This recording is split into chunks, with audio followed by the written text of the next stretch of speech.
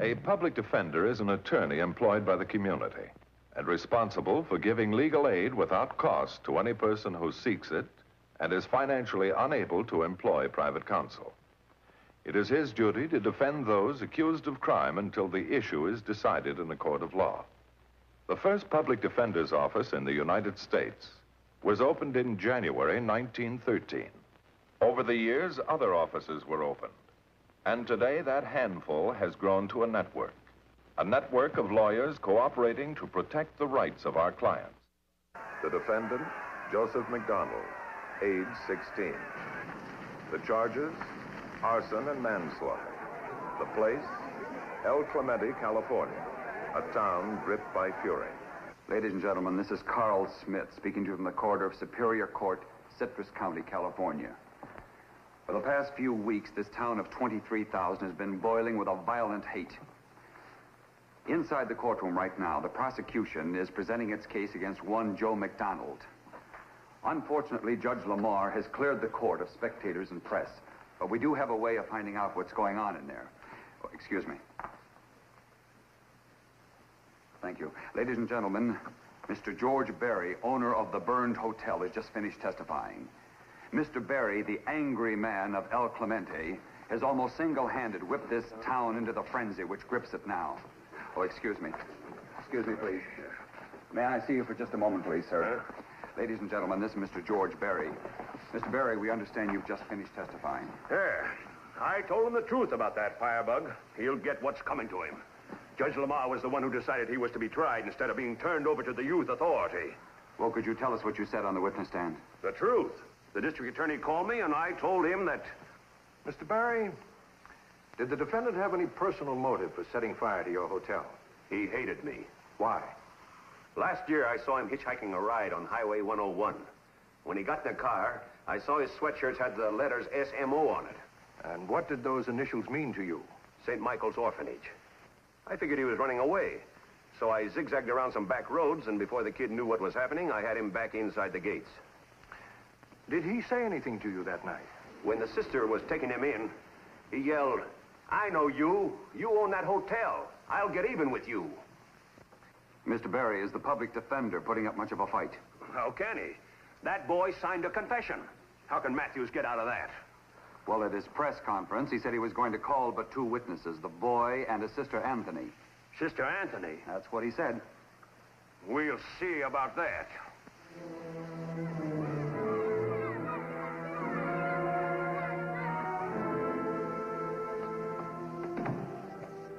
Sister Anthony? Well, I taught the boys how to fish and got enough dinner for a whole table.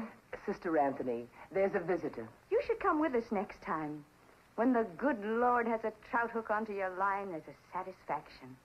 Oh, thank you. You have a visitor, Mr. Barry. Oh, my. Sister, will you please take this to the kitchen? He seems very angry. Well, we'll just push up our backs and go see him. Now, listen, Sister Anthony. I came here to tell you... Barry, won't you try one of our nice chairs? I had poor boxes in every room of my hotel, and every nickel went to this orphanage. I never missed a year giving... And may the good Lord have you continue to favor us. How? I've got no hotel, no business, no nothing. Thanks to you and the way you treat these kids when they go wrong. Instead of manslaughter, they should be trying Joe McDonald for murder. He's a killer, I tell you, a born killer. So help me God.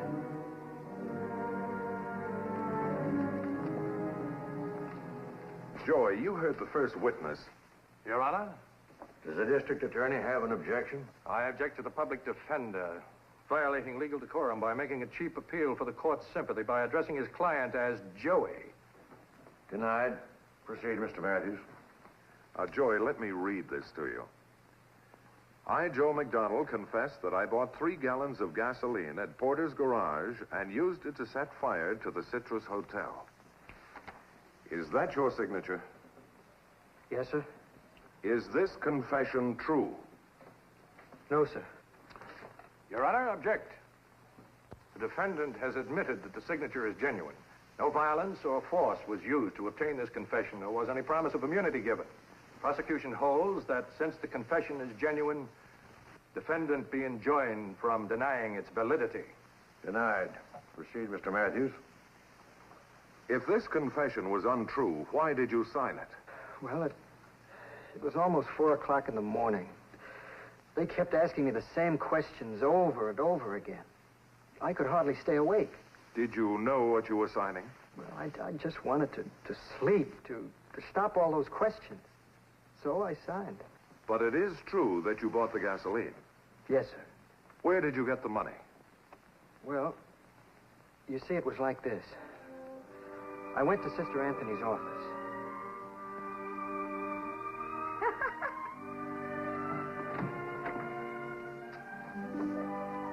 Afternoon, Joey. Hi, Sister Anthony. Sit down. Thank you. You'll enjoy this. It's called The Two Little Nuns. Well, I haven't time. Did you lose your privilege time? No. No, Sister, Well, I need some new shoes. And you'd like some money to go into town for new shoes? Yes, Sister.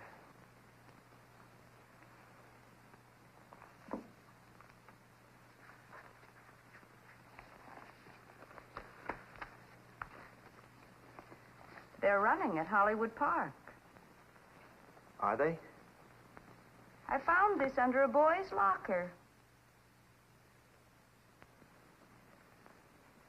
You never said not to read it.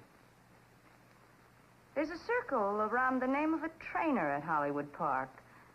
Tom Van Buren. Haven't I heard you speak about him? Mm-hmm. He was a friend of my father's. Joey, you're planning to run away again. Finish your vocational training here. Learn to be a mechanic. Then, if you want to become a jockey, you know I'd rather you became a good jockey than a bad mechanic. But can't it wait? When I went into town with the truck, I saw Mr. Van Buren. He's living at the hotel. Did he offer you a job? Mr. Van Buren is on the Oregon Short Line. Is that a railroad? No, he's broke.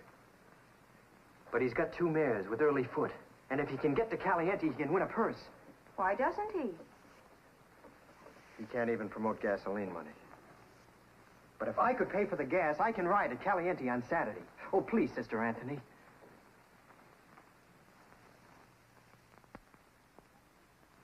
Absolutely no. We haven't enough money now without financing horse trainers. Okay, Sister Anthony. There's a truck going into town at 5:30. It'll drop you at the shoe store.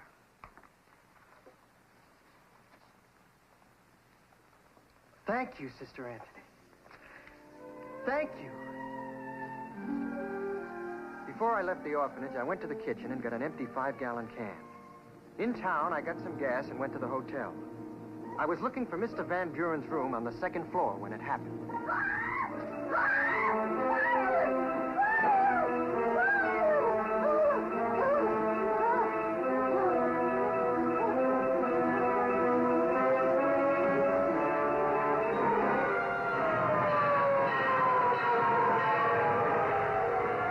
I tried to go back in for Mr. Van Buren. They wouldn't let me.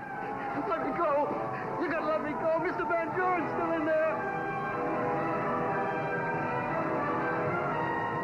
Hey, look. Everything I have in the world. Look at it. My whole life. Look at it burn. Look at it burn. I stayed there until they carried Mr. Van Buren out. And then what happened? I ran away. I had to. Why? A man from the paper took my picture after I carried the old lady out. He knew I was from the orphanage, and I was afraid they might take me back. Well, where did you go? I hitched a ride to San Ysidro. The town just this side of the Mexican border? Mm-hmm. A lot of people from Caliente go there.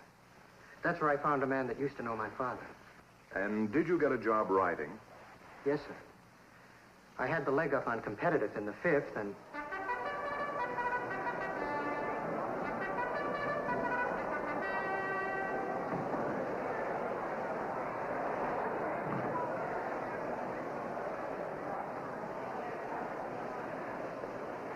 Don't these people have anything else to do? It's their recreation, like us watching TV.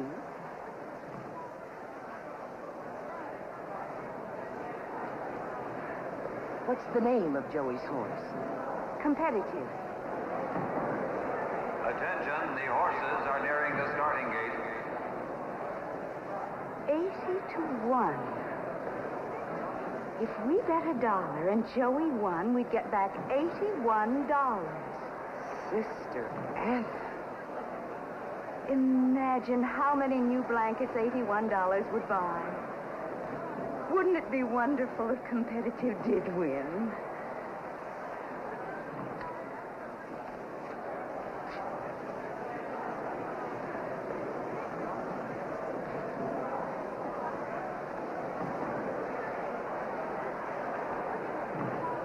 The horses are all in the gate. And they're off. At the start is Banjo Eyes in front. Lonesome Gal second. FBI third. Pitches Boy and Gold Brick. At the quarter, Banjo Eyes by a length. Lonesome Gal by 2. FBI by a neck and Competitive. Around the bar turn, it's Banjo Eyes by a length and a half. FBI by 1. Lonesome Gal by 3 and Competitive. Around the turn and into the stretch. Lonesome Gal in front on the outside. Banjo Eyes second by 1. Half Moon third by 2. And coming up fast on the outside, Pitches Boy.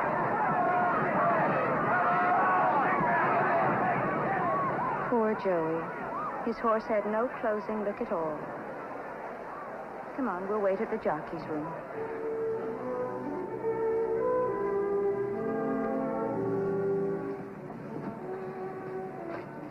Hello, Joey.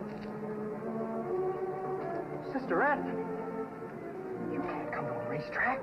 We received permission from the bishop of the diocese to come. And, Joey, come back.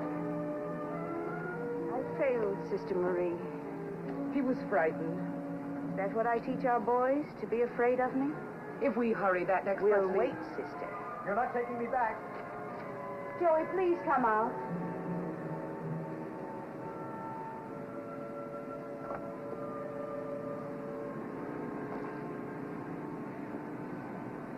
You don't have to run away from us. I was in San Diego. I saw the paper from home. They're looking for me. They say I started the fire. Did you, Joey? No. No, Sister Anne. On my word to God. But Mr. Barry and everybody, they want to put me in jail. They can't if you're innocent. But they will. They're calling me a killer. They hate me. They all hate me. Lord have mercy on their souls. They're not evil. Not even Mr. Berry. He had no insurance on the hotel. At his age, to be alone, penniless, it's done something to him. Even you're on his side. You're not safe here. Those people are an angry mob. They'll come after you. They'll never find me. They won't stop till they do. Come back now with us. We've already talked to the public defender. He'll help you. No. No, he can't help me. Why not? Nobody can help me except the old woman. The one I carried out of the hotel. She knows I didn't start that fire. But she's not going to get better. It said so in the paper. She will get better. We're saying special prayers for her. But, sister, the paper said that she wasn't going... In our 6 years together, you taught me about horses. Didn't I at least teach you to have faith? That bus leaves in a few minutes.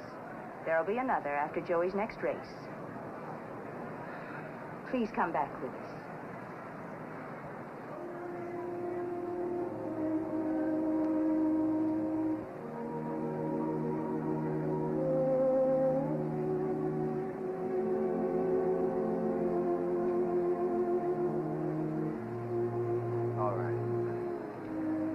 All right, sister. We'll go see that public defender. That's the truth, Mr. Matthews. If only that woman you saved would come out of her coma. Oh. Come on. You're going where you belong, to jail. Now, just a minute. He's wanted by the police. Let them come and get him. I'm making a citizen's arrest. No, you're not. Who's stopping me? I am. As a lawyer, I'm an officer of the court. This boy's in my custody. All right, I'll get a cop.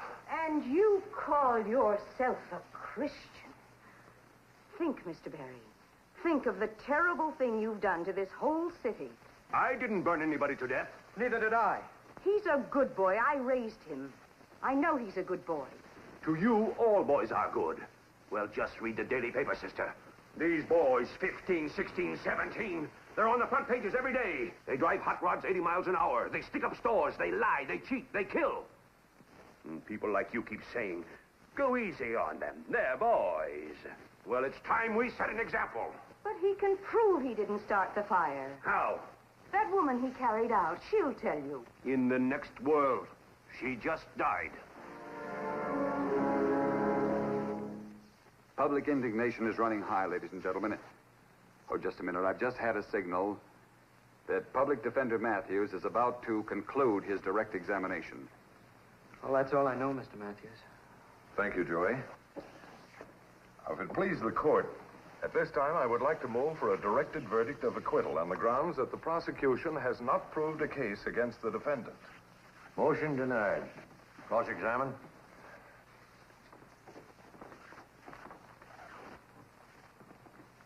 When did you go to St. Michael's Orphanage? 6.5 years ago. Why? Because my parents... because there was nobody to take care of me. How did your parents die? In a fire? A fire of mysterious origin? Objection. Sustained. Defendant's not qualified to answer. But, Your Honor, I'm prepared to show that no natural cause was ever found for the fire in which the defendant's parents died. And further, that the defendant was called a hero in the newspaper report at that time, just as he was after this fire. Objection sustained. The court stands in recess until 10 a.m. tomorrow. Recess till 10 o'clock tomorrow. Better get back. They'll be coming out. Matthews. Now, listen.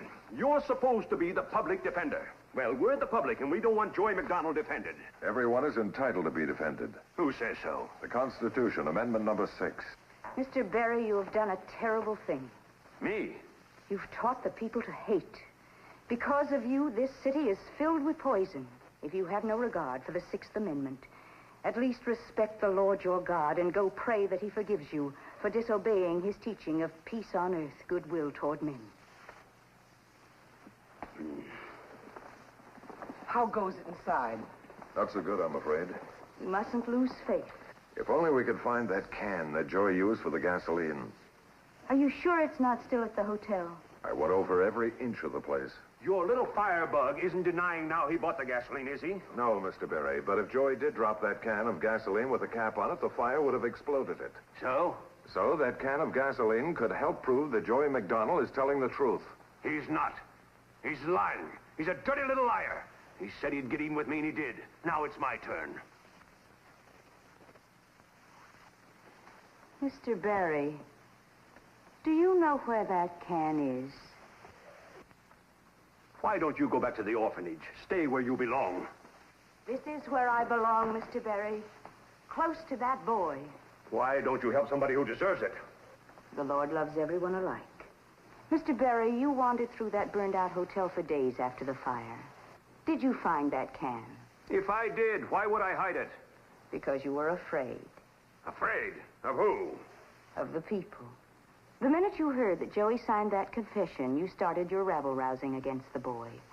You lit a flame of hatred that went through this city like wildfire. After all your speeches, if you did find that can, you'd have to admit to the whole city that you were wrong. You couldn't do that, could you? Is that what happened? Is it?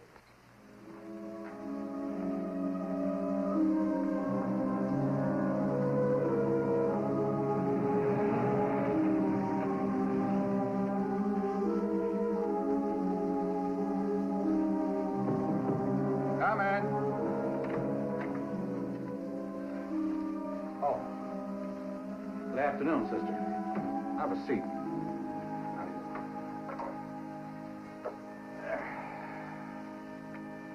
Now, what can I do for you?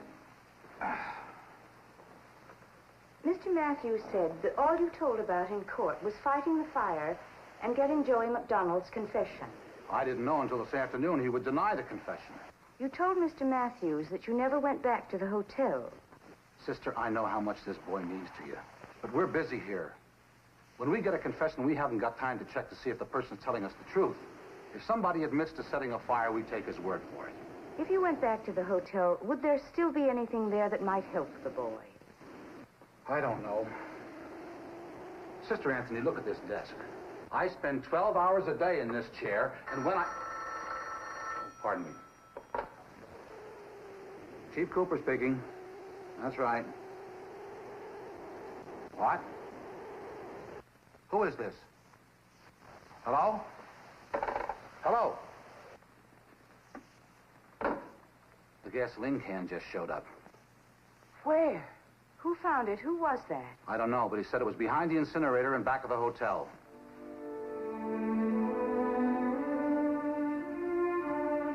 I got it. Are we on? Back at Superior Court again, ladies and gentlemen. We've just received word that Fire Chief Cooper has been recalled to the stand, this time as a witness for the defense. Public Defender Matthews seems to think that the testimony of Fire Chief Cooper will be the turning point in this case. Of course, he's refused to divulge what that testimony will be. But I can tell you this. The chief was seen entering the courtroom a few minutes ago carrying a badly burned 5-gallon can. And when the gasoline was heated, it created enough pressure to explode the can at the seams. Then the cap must have been on during the fire. It sure was. I couldn't get it off with a pair of pliers. Did you examine the interior of the hotel? Yes. Would you tell the court what you found? That the fire started on the second floor. Well, how do you know that?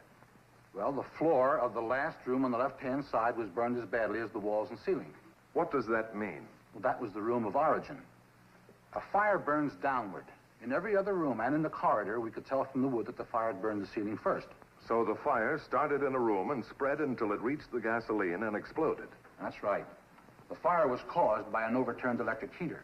The gasoline just helped after the fire had a good start. Ladies and gentlemen, the trial of the people versus Joe McDonald is over. Judge Lamar has dismissed all charges against the young jockey. Let me repeat that. Judge Lamar has dismissed all charges against young Joe McDonald. But before we return to the studio, 2 final notes.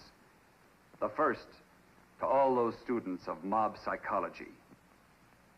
When Public Defender Matthews and young McDonald left the courtroom a few minutes ago, the crowd cheered. Final note, young Joe McDonald has been signed as contract rider for Jerry Devine's public stable and will ride this Saturday at Agua Caliente.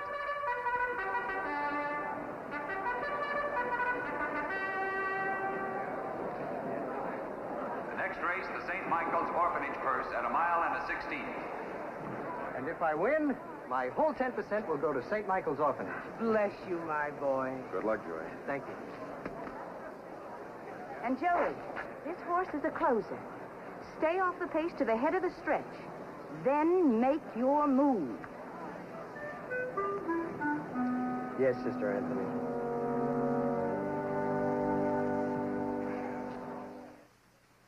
Tonight's case was brought to a fair and just conclusion through the efforts of a public defender and of a lady of our Lord who never lost faith and never forgot that faith can work miracles. Tonight, Revlon salutes Jess G. Sutliff, public defender of Inyo County, Independence, California, the 74th and most recently appointed public defender for outstanding achievement in the cause of justice.